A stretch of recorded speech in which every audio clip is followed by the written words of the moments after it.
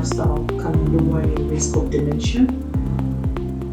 Join me as I discuss further in this debut episode. Stay tuned.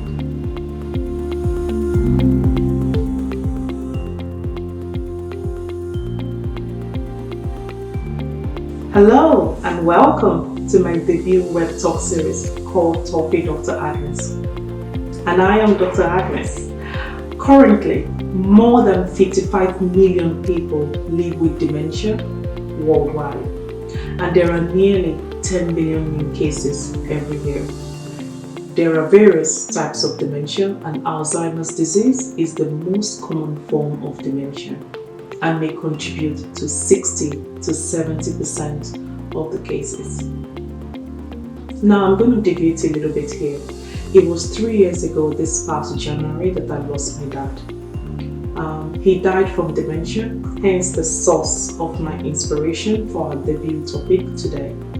I will be discussing the challenges my mom faced as his significant caregiver over the period of his illness. So a quick shout out to my dad in heaven. I miss you so much. And to my mom, thank you for your steadfastness and dedication towards caring for Dad for nearly 10 years until his demise. I love you, Mom. So what is dementia? Dementia is a progressive condition which causes deteriorating mental function which interferes with activity daily living.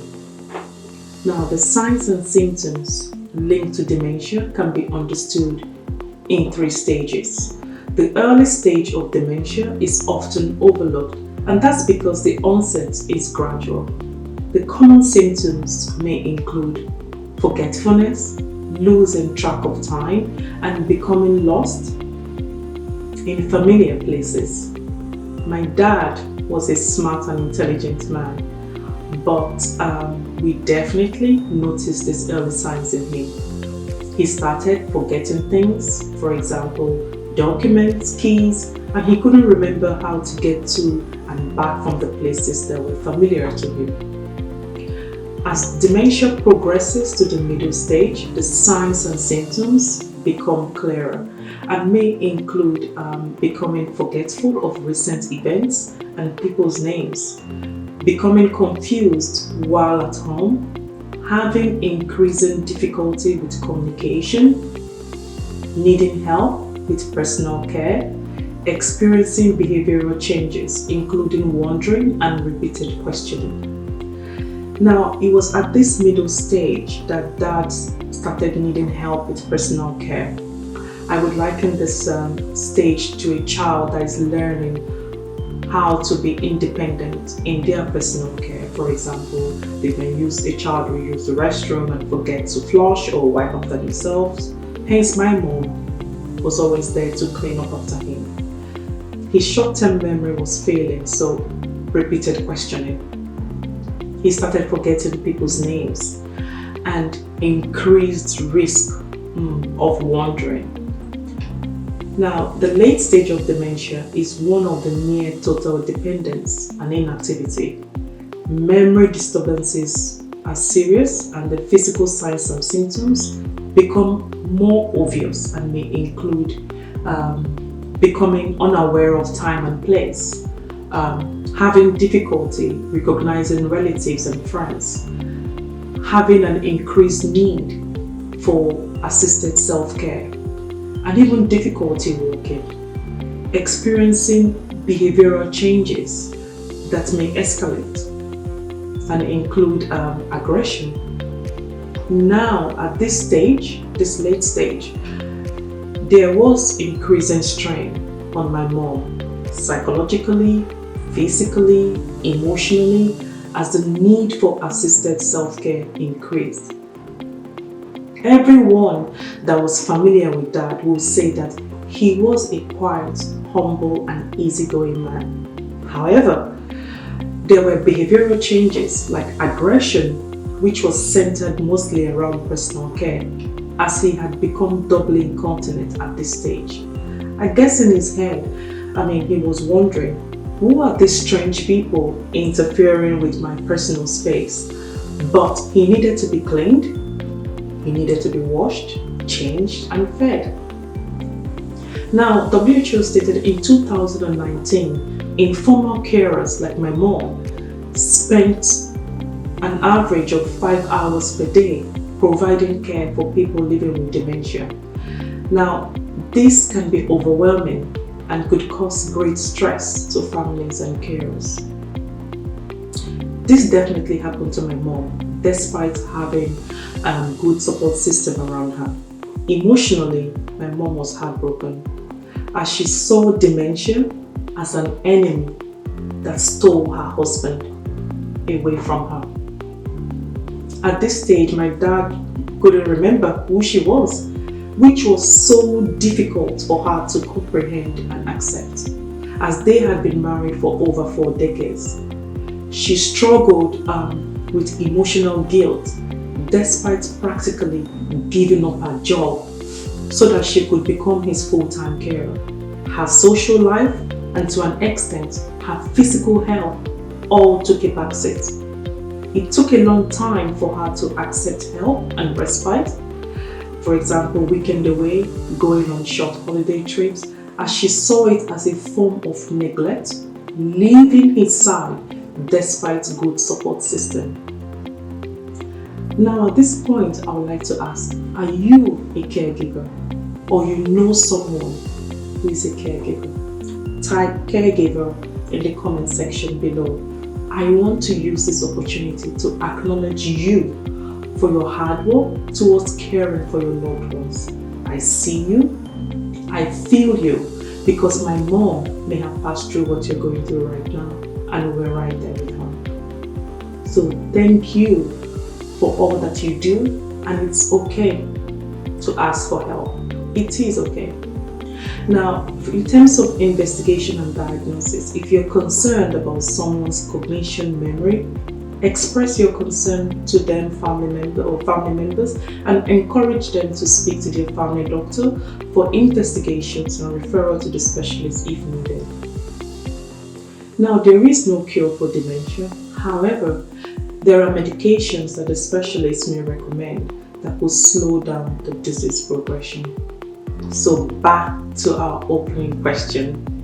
The answer is yes. Living a healthy lifestyle can slow down the risk of developing dementia. Well, according to this research article that was published by the British Medical Journal this last January on the 25th. So this research was conducted in China, and the aim was to investigate the association between lifestyle and memory in participants with normal cognitive function throughout the study period.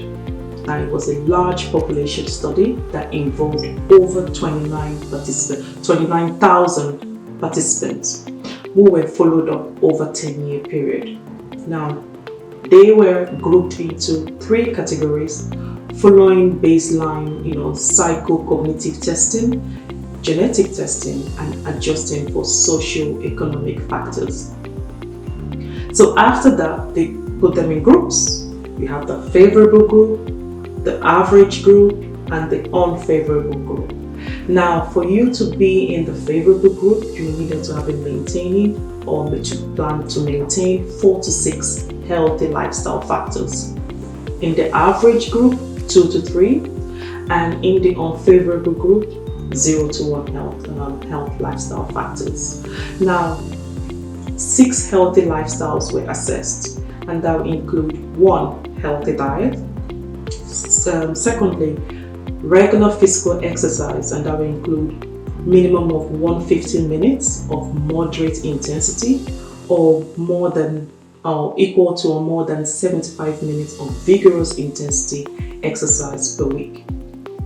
Now, you needed to be actively engaging social contact at least twice a week, and active cognitive activity at least twice per week, never or previously smoked, and never drinking alcohol. Now, the participants in the favorable group were maintaining 4 to 6 of these healthy lifestyles. So the conclusion of this study was living a healthy lifestyle can slow memory decline and lower the risk of dementia. even if you were genetically at risk to memory decline. So, I have a little challenge for you. I promise I will start with the easy ones first. So, I would like for you to engage in any form of cognitive and social activity of your choice, at least twice a week. For example, you could decide to host a board game night with your friends and family, and then post it in the comment section. For example, hashtag Dr. Agnes Book Club, hashtag Dr. Agnes Games Night.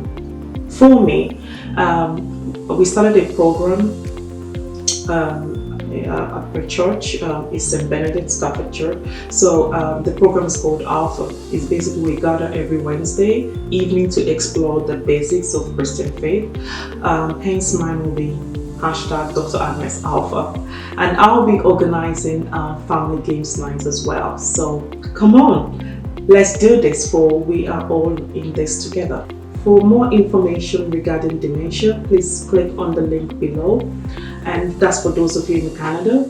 Then change your society tab to your location and follow the prompts for useful resources which could be beneficial to you. Now, for those of you outside of Canada, for example the UK, Google Alzheimer's UK and it will take you to their page. Please post your feedback and comment below, and kindly follow Talk with Dr. Agnes on all our social media platforms, and you can subscribe to my YouTube channel, like and share this video with someone you care about, and I look forward to connecting with you all. Now, for general inquiries about our web series, please contact us via email talkwithdragnes@gmail.com. Until then, continue to strive to become a healthier version of yourself, and I'll see you soon.